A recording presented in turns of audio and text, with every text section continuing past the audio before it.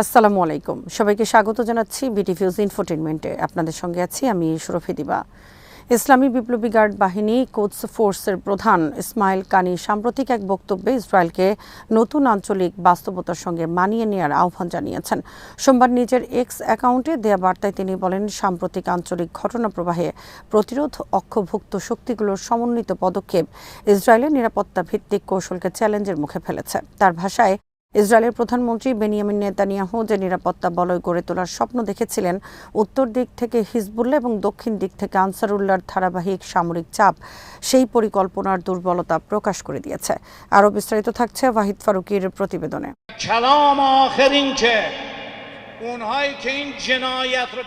ইসমাইল কানি বলেন, প্রতিরোধ অক্ষের শহীদ কমান্ডারদের দীর্ঘদিনের লক্ষ্য ছিল একটি সমন্বিত যুদ্ধকক্ষ গড়ে তোলা এবং বর্তমান পরিস্থিতিতে সেই লক্ষ্য বাস্তবে রূপ নিতে শুরু করেছে। তার বক্তব্যে স্পষ্টভাবে উঠে আসে যে ইরান এখন আঞ্চলিক সংঘাতকে বিচ্ছিন্নভাবে নয়, বরং একটি সংযুক্ত নিরাপত্তা কাঠামোর অংশ হিসেবে ব্যাখ্যা করছে।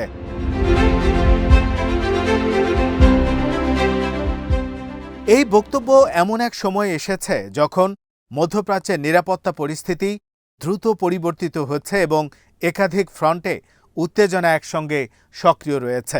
ইরানের বিশ্লেষকরা বলছেন, সাম্প্রতিক মাসগুলোতে অঞ্চল জুড়ে যে ধরনের সমন্বিত প্রতিক্রিয়া দেখা গেছে তা আগের তুলনায় অনেক বেশি সংগঠিত।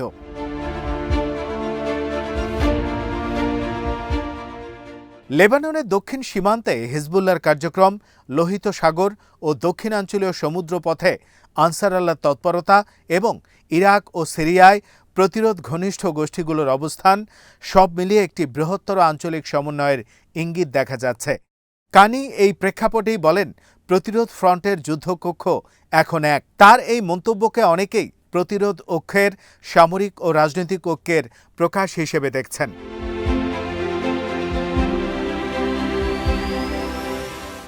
ইরানের নিরাপত্তা মহলে মনে করা হয়, এই ধরনের বক্তব্য কেবল রাজনৈতিক বার্তা নয়, বরং আঞ্চলিক শক্তির ভারসাম্য নিয়ে একটি নতুন অবস্থানও তুলে ধরে।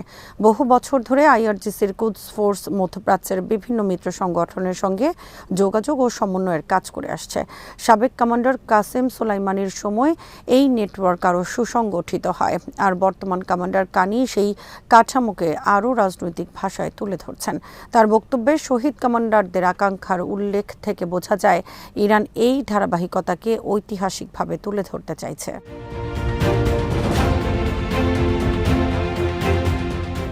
ইসরায়েলের নিরাপত্তা নীতির একটি বড় অংশ বহু বছর ধরে উত্তর ও দক্ষিণ সীমান্তে আলাদা নিরাপত্তা হিসাবের ওপর দাঁড়িয়েছিল। উত্তরে লেবানন সীমান্তে হিজবুল্লাহকে প্রধান হুমকি হিসেবে ধরা হতো, আর দক্ষিণে গাজা বা অন্যান্য নিকটবর্তী ফ্রন্টকে আলাদা করে বিবেচনা করা হতো। কিন্তু বর্তমান পরিস্থিতিতে ইরান ও তার মিত্রদের বক্তব্যে যে বিষয়টি সামনে আসছে তা হল বহু ফ্রন্ট চাপের বাস্তবতা। কানি যখন উত্তর ও দক্ষিণ দুই দিকের চাপ একই বক্তব্যে উল্লেখ করেন, তখন তিনি বোঝাতে চান যে এখন নিরাপত্তা হিসেব আগের মতো আলাদা করা কঠিন হয়ে পড়েছে।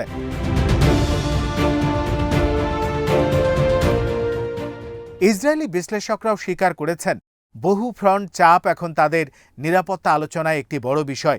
সীমান্তবর্তী বহু বসতি সাময়িকভাবে খালি করা, সেনা পুনর্বিন্যাস এবং রিজার্ভ বাহিনীর ওপর বাড়তি নির্ভরতা এই বাস্তবতাকে স্পষ্ট করেছে। কানির বক্তব্যে স্যাটেলাইটদের কাছে দেয়া মিথ্যা প্রতিশ্রুতি প্রসঙ্গটি এই জায়গাতেই আঘাত করেছে, কারণ ইসরায়েলি রাজনীতিতে নিরাপত্তা নিশ্চিত করা সরকারগুলোর প্রধান রাজনৈতিক প্রতিশ্রুতির একটি। ফলে যখন প্রতিরোধ অক্ষের পক্ষ থেকে বলা হয় যে নিরাপত্তা বলয়ের ধারণা দুর্বল হয়ে পড়েছে, তখন তা সরাসরি রাজনৈতিক বিতর্কের বিষয় হয়ে দাঁড়ায়।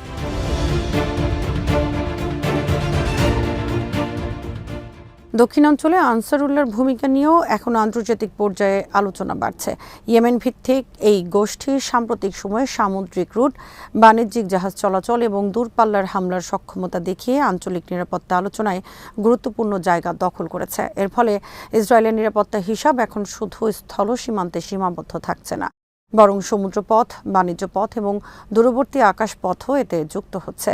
কানি এই বিষয়টিকে রাজনৈতিকভাবে কাজে লাগিয়ে বোঝাতে চাইছেন যে দক্ষিণ থেকেও স্থায়ী চাপ তৈরি হয়েছে।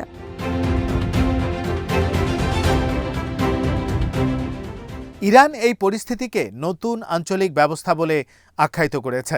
তাদের মতে অতীতে মধ্যপ্রাচ্যে সামরিক সংঘাত অনেক সময় দ্বিপাক্ষিক বা সীমিত ফ্রন্টে সীমাবদ্ধ থাকলেও এখন তা বহুমাত্রিক রূপ নিচ্ছে।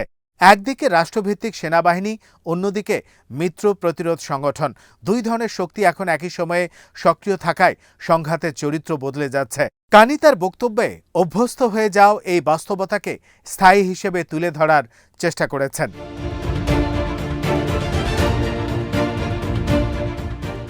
বিশ্লেষকদের মতে ইরানের এই ভাষা মূলত মনস্তাত্ত্বিক চাপ তৈরির অংশ। যুদ্ধক্ষেত্রে সামরিক কার্যক্রম যেমন গুরুত্বপূর্ণ, তেমনি রাজনৈতিক ভাষ্যও এখন সংঘাতের একটি বড় উপাদান। ইরান চাইছে এমন একটা ধারণা তৈরি করতে যে আঞ্চলিক শক্তির ভারসাম্য ইতিমধ্যে বদলাতে শুরু করেছে।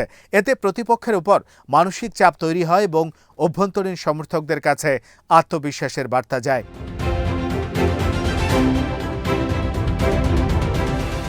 ইরানের দৃষ্টিকোণ থেকে এই বক্তব্যের আরেকটি দিক হল প্রতিরোধ অক্ষকে প্রক্সি নয় বরং সমন্বিত আঞ্চলিক শক্তি হিসেবে তুলে ধরা।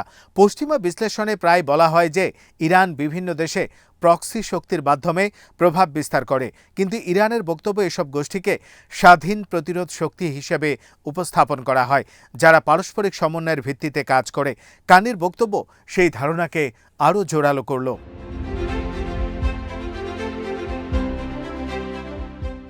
এই প্রেক্ষাপটে যুক্তরাষ্ট্রের ভূমিকাও আলোচনায় রয়েছে, কারণ মধ্যপ্রাচ্যে মার্কিন সামরিক ঘাঁটি, আঞ্চলিক মিত্রতা এবং নিরাপত্তা কাঠামো এখনও একটি বড় বাস্তবতা। ইরানের বক্তব্যে প্রায়ই বলা হয় আঞ্চলিক সংঘাত এখন কেবল ইসরায়েলকে কেন্দ্র করে নয় বরং বৃহত্তর আন্তর্জাতিক শক্তির অবস্থানও এর সঙ্গে যুক্ত। ফলে প্রতিরোধ অক্ষের যে কোনো বার্তাই পরোক্ষভাবে ওয়াশিংটনের প্রতিও ইঙ্গিত বহন করে।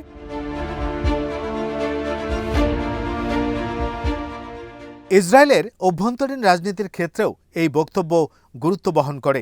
নেতানিয়াহু দীর্ঘদিন ধরে নিরাপত্তাকে তার রাজনৈতিক অবস্থানের কেন্দ্রবিন্দুতে রেখেছেন। তার সরকারের সবচেয়ে বড় দাবি ছিল সীমান্তে প্রতিরোধ নিয়ন্ত্রণে রাখা এবং বহুস্তরীয় প্রতিরক্ষা কাঠামো শক্তিশালী করা।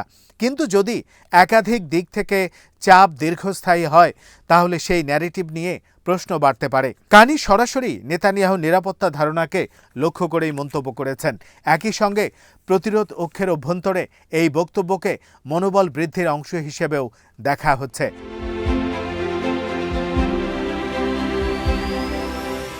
শহীদ কমান্ডারদের স্বপ্ন পূরণের মতো বাক্য প্রতিরোধ সংগঠনগুলোর মধ্যে ঐক্যের বার্তা দেয়। এতে অতীতের নেতৃত্ব, বর্তমানের সংঘাত এবং ভবিষ্যতের লক্ষ্য তিনটি বিষয় একীভূত হয়ে যায়। তবে বাস্তব পর্যায়ে এই সমন্বয়ের সীমাবদ্ধতা রয়েছে। হিজবুল্লাহর সামনে লেবাননের অর্থনৈতিক ও রাজনৈতিক বাস্তবতা রয়েছে। আনসারুল্লাহর জন্য ইয়েমেনের নিজস্ব সংঘাতও বড় বিষয়। ইরাক ভিত্তিক প্রতিরোধ গোষ্ঠীগুলোর ক্ষেত্রে বাগদাদের অভ্যন্তরীণ রাজনীতিও প্রভাব ফেলেছে। ফলে একক যুদ্ধকক্ষ রাজনৈতিকভাবে শক্তিশালী প্রতীক হলেও প্রতিটি ফ্রন্টের বাস্তব সিদ্ধান্ত ভিন্ন প্রেক্ষাপটে নির্ধারিত হয়।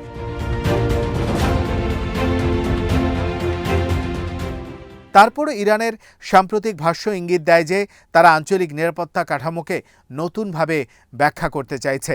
কানির বক্তব্যে সেই বৃহত্তর কৌশলের অংশ, যেখানে প্রতিরোধ অক্ষের প্রতিটি ফ্রন্টকে একটি সমন্বিত আঞ্চলিক শক্তির উপাদান হিসেবে তুলে ধরা হচ্ছে।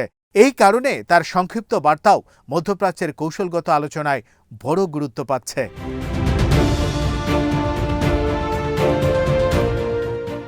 আজ এখানেই শেষ করছি।